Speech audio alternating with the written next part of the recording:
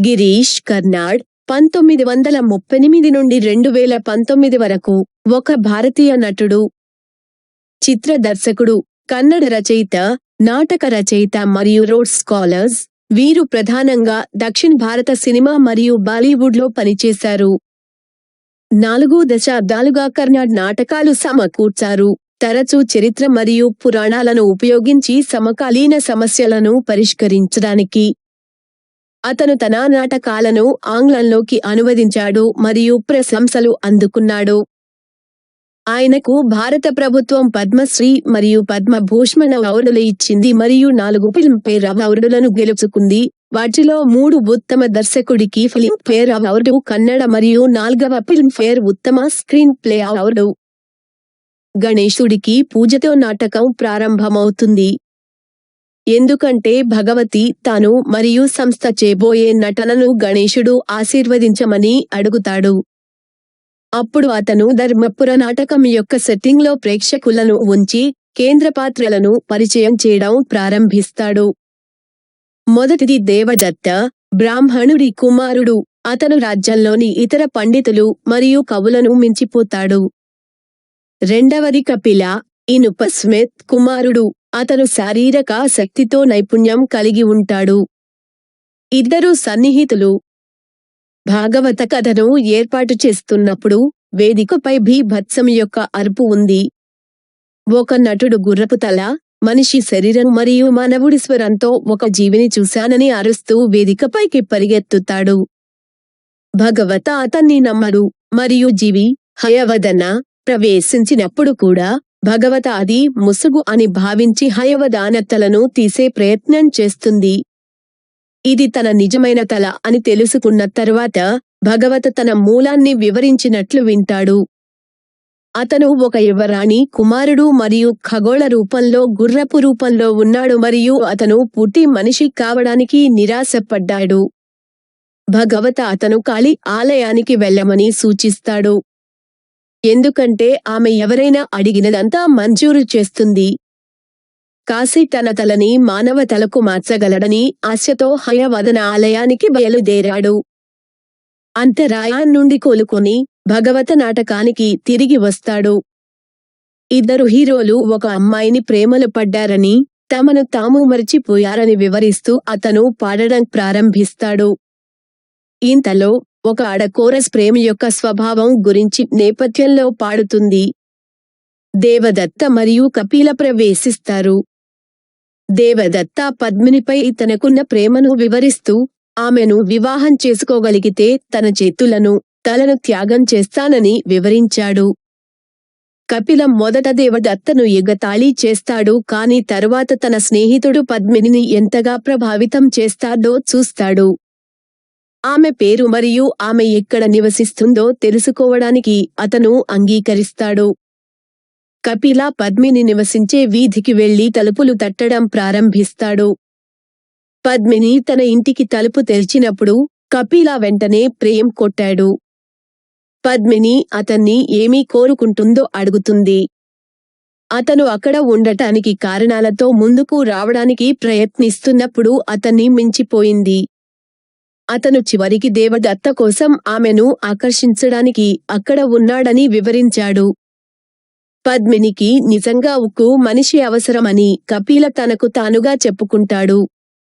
మరియు దేవదత్త పద్మిని వలె త్వరగా ఎవరికైనా చాలా సున్నితంగా ఉంటాడు. దేవదత్త మరియు పద్మిని త్వరగా వివాహం చేసుకున్నారని, ముగ్గురు స్నేహితులుగా ఉన్నారని భగవత వెల్లడించింది. పద్మిని ఒక కొడుకుతో గర్భవతిగా ఉన్నప్పుడు మరియు ముగ్గురు స్నేహితులు కలిసి ఉజ్జయిని పర్యటనకు వెళ్లేటప్పుడు కథ 6 నెలలు ముందుకు దూసుకుపోతుంది. పద్మిని ఖండించిన కపిలపై పద్మినికి కొంత అభిమానం ఉన్నట్లు దేవదత్త అసూయ వ్యక్తం చేస్తున్నాడు. ఇద్దరూ కలిసి ఎక్కువ సమయం గడపడానికి వీలుగా తాను ఈ యాత్రను రద్దు చేస్తానని ఆమె చెప్పింది. కాని కపిల వచ్చినప్పుడు బయలుదేరడానికి సిద్ధంగా ఉన్నప్పుడు పద్మిని మనసు మార్చుకుని వెళ్లాలని నిర్ణయించుకుంటాడు. దేవదత్త నిరాశకు లోనవుతాడు. ముగ్గురు కలిసి ప్రయాణిస్తున్నప్పుడు కపిల బండిని ఎంత బాగా నడుపుతున్నాడో పద్మిని వ్యాఖ్యానించాడు. ఆమె ఫార్చునేట్ లేడీ పువ్వుతో ఒక చెట్టును ఎత్తి చూపింది మరియు కపిల ఆమె కోసం పువ్వులు పట్టుకోవటానికి పరుగెత్తుతుంది. కపిల ఎంత కండరాలతో ఉందో పద్మిని తనను తాను చెప్పుకుంటుంది మరియు దేవదత్త పద్మిని కోరికతో చూస్తాడు. వారు రుద్ర మరియు కాళి ఆలయాన్ని దాటినప్పుడు దేవదత్త తన పాత వాగ్దానాన్ని గుర్తుకు తెచ్చుకుంటాడు మరియు అతని తలను నరికివేస్తాడు. కపిల అతని కోసం వెతుకుతాడు మరియు దేవదత్త యొక్క తలలేని శరీరాన్ని కనుగొన్న తరువాత దుఃఖంతో బాధపడుతుంటాడు. అతను తన తలను కూడా కత్తిరించాలని నిర్ణయించుకుంటాడు. పద్మిని ఇద్దరు వ్యక్తుల గురించి ఆందోళన చెందడం ప్రారంభించి వారి వెంట వెళుతుంది. ఆమె వారి 2 తలలేని మృతదేహాలను నేలమీద చూస్తుంది మరియు ఆత్మహత్యకు కూడా ప్రయత్నిస్తుంది. కాళీ దేవత ఆమెను ఆపి పద్మిని వారి శరీరాలపై వారి తలలను భర్తీ చేస్తే ఆమె పురుషులను పునరుద్ధరిస్తుందని చెబుతుంది. పద్మిని తన ఉత్సాహంలో ఆమె స్థానంలో ఉన్నప్పుడు 2 తలలను అనుకోకుండా మారుస్తుంది. ఇద్దరు పురుషులు పునరుద్ధరించబడ్డారు. ఒకటి దేవదత్త తల మరియు కపిల శరీరంతో, మరొకరు కపిల తల మరియు దేవదత్త శరీరంతో. మొదట వారి ముగ్గురు మిక్సప్ ద్వారా రంజింపబడ్డారు, కాని వారు ఇంటికి తిరిగి రావడానికి ప్రయత్నించినప్పుడు వారు సమస్యలను కనుగొంటారు. ప్రతి మనిషి పద్మిని తన భార్య అని నమ్ముతాడు. దేవదత్త తల శరీరాన్ని శాసిస్తుందని, అందువల్ల ఆమె అతని భార్య అని పేర్కొంది. వివాహ వేడుకలో అతని చేతి ఆమెను అంగీకరించిందని మరియు ఆమె మోస్తున్న బిడ్డ అతని శరీరం నుండి వచ్చిందని కపిల తల వాదిస్తుంది. పద్మిని భయపడుతోంది, కాని దేవదత్త తలతో వెళ్లాలని నిర్ణయించుకుంటుంది. కపిల వారితో తిరిగి రాదు. రెండవ చర్య తెలిసినప్పుడు పద్మిని మరియు దేవదత్త వారు ఇంతకు ముందు కంటే సంతోషంగా ఉన్నారు. ఆమె అతని కొత్త శక్తిని ప్రేమిస్తుంది మరియు వారిద్దరూ తమ బిడ్డ కోసం సిద్ధమవుతారు. వారు తమ కొడుకు కోసం 2 బొమ్మలు కొంటారు. బొమ్మలు ప్రేక్షకులతో మాట్లాడుతుంటాయి మరియు కాలక్రమేణా దేవదత్త యొక్క కొత్త బలమైన శరీరం దాని పాత రూపంలోకి తిరిగి రావడం ప్రారంభిస్తుంది.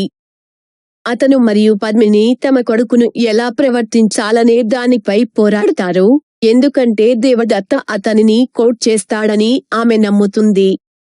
పద్మిని కపిల కావాలని కలలు కంటున్నట్లు బొమ్మలు ప్రేక్షకులకు చెబుతాయి.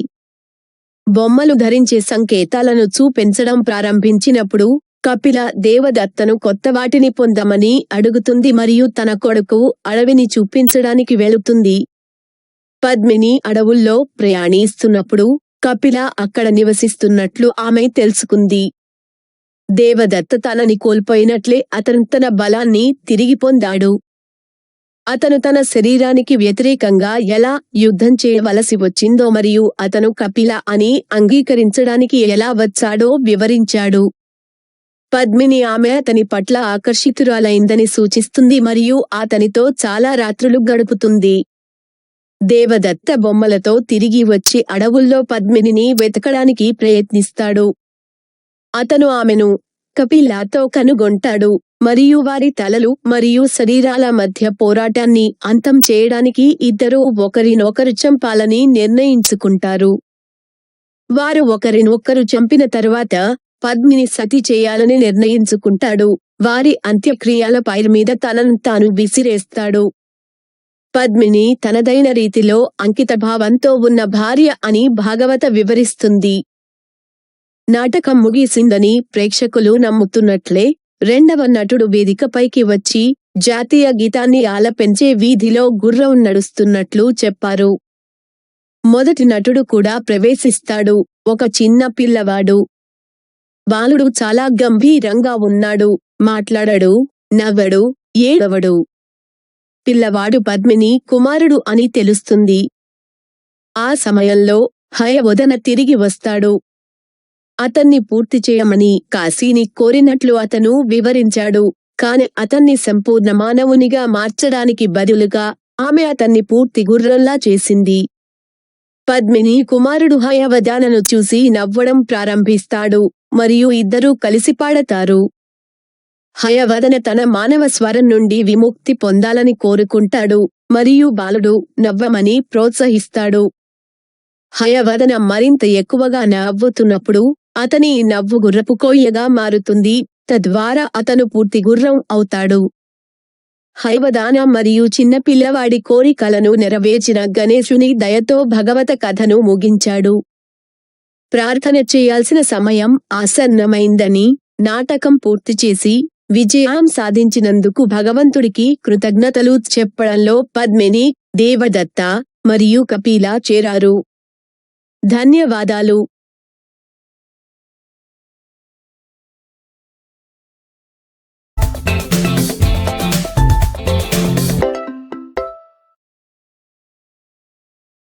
Girish Karnad, 1938 to 2019, was an Indian actor, film director, Kannada writer, playwright and a Rhodes Scholar, who predominantly worked in South Indian cinema and Bollywood. For 4 decades, Karnad composed plays, often using history and mythology to tackle contemporary issues. He translated his plays into English and received acclaim. He was conferred Padma Shri and Padma Bhushan by the Government of India and won 4 Filmfare Awards, of which 3 are Filmfare Award for Best Director, Kannada, and the 4th a Filmfare Best Screenplay Award. Devadatta. The play opens with a puja to Ganesha, as the Bhagavata asks that Ganesha bless the performance that he and the company are about to put on. Then he places the audience in the setting of the play, the Mipara, and begins to introduce the central characters. The first is Devadatta, the son of a Brahmin who outshines the other pundits and poets of the kingdom. The second is Kapila, the son of the ironsmith who is skilled at physical feats of strength. The two are the closest of friends. As the Bhagavata sets up the story, there is a scream of terror off stage. An actor runs on stage screaming that he has seen a creature with a horse's head, a man's body, and the voice of a human. The Bhagavata doesn't believe him. And even when the creature, Hayavadana, enters, the Bhagavata thinks it is a mask and attempts to pull off Hayavadana's head. Upon realizing it's his real head, the Bhagavata listens as Hayavadana explains his origin. He is the son of a princess and a celestial being in horse form, and he is desperate to become a full man. The Bhagavata suggests he go to the temple of Kali, as she grants anything anyone asks for. Hayavadana sets out for the temple, hopeful that Kali will be able to change his head to a human head. Recovering from the interruption, the Bhagavata returns to the play. He begins to sing, explaining that the 2 heroes fell in love with a girl and forgot themselves. Meanwhile, a female chorus sings in the background about the nature of love. Devadatta and Kapila enter. Devadatta explains his love for Padmini, explaining that he would sacrifice his arms and his head if he could marry her.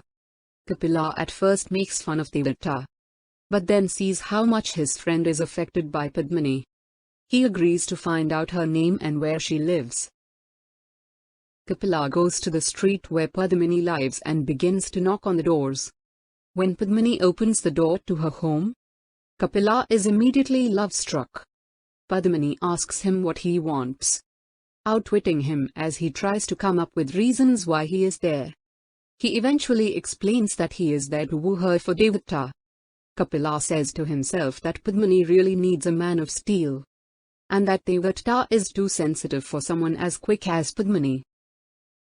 The Bhagavata reveals that Devadatta and Padmini were quickly married, and that all 3 remained friends. The story then jumps forward 6 months, when Padmini is pregnant with a son, and the 3 friends are meant to go on a trip to Ujjain together. Devadatta expresses jealousy that Padmini seems to have some affection for Kapila, which Padmini denies. She says that she will cancel the trip so that the 2 of them can spend more time together. But when Kapila arrives, ready to leave, Padmini changes her mind and decides to go, much to Devadatta's dismay. As the 3 of them travel together, Padmini remarks how well Kapila drives the cart. She points out a tree with the fortunate lady's flower, and Kapila rushes off to grab flowers for her. Padmini remarks to herself how muscular Kapila is, and Devadatta sees Padmini watching him with desire. When they pass the temple of Rudra and Kali, Devadatta is reminded of his old promise and sneaks away to cut off his head. Kapila goes to look for him, and upon discovering Devadatta's headless body is struck with grief. He decides to cut off his head as well. Padmini begins to get worried about the two men and goes after them. She sees their two headless bodies on the ground and attempts to commit suicide as well. The goddess Kali stops her and tells her she will revive the men if Padmini replaces their heads on their bodies. Padmini, in her excitement, accidentally switches the two heads when she replaces them. The two men are revived, one with Devadatta's head and Kapila's body, and the other with Kapila's head and Devadatta's body. At first, the three of them are amused by the mix-up. But when they try to return home, they discover issues. Each man believes that Padmini is his wife. Devadatta's head claims that the head rules the body, and so she is his wife. Kapila's head argues that his hand accepted hers at the wedding ceremony, and that the child she is carrying came from his body. Padmini is aghast, but decides to go with Devadatta. As the second act opens, Padmini and Devadatta are happier than they've ever been. She loves his newfound strength, and the two of them prepare for their child. They buy 2 dolls for their son. The dolls speak to the audience and reveal that over time, Devadatta's new, strong body begins to revert to its old form. He and Padmini fight over how to treat their son, as she believes that Devadatta coddles him. The dolls tell the audience that Padmini begins to dream of Kapila. When the dolls begin to show signs of wear, Kapila asks Devadatta to get new ones and goes to show her son the forest. As Padmini travels through the woods, she discovers Kapila living there. He has regained his strength, just as Devadatta has lost his. He explains how he had to war against his body, and how he has come to accept that he is, in fact, Kapila. Padmini implies that she is attracted to him, and spends several nights with him. Devadatta returns with the dolls and tries to find Padmini in the woods. He discovers her with Kapila, and the two decide to kill each other to put an end to the struggle between their heads and their bodies. After they have killed each other, Padmini decides to perform sati, throwing herself on their funeral pyre. The Bhagavata explains that Padmini was, in her own way, a devoted wife. Just as the audience believes the play has ended, a second actor comes on stage saying that there was a horse walking down the street singing the national anthem.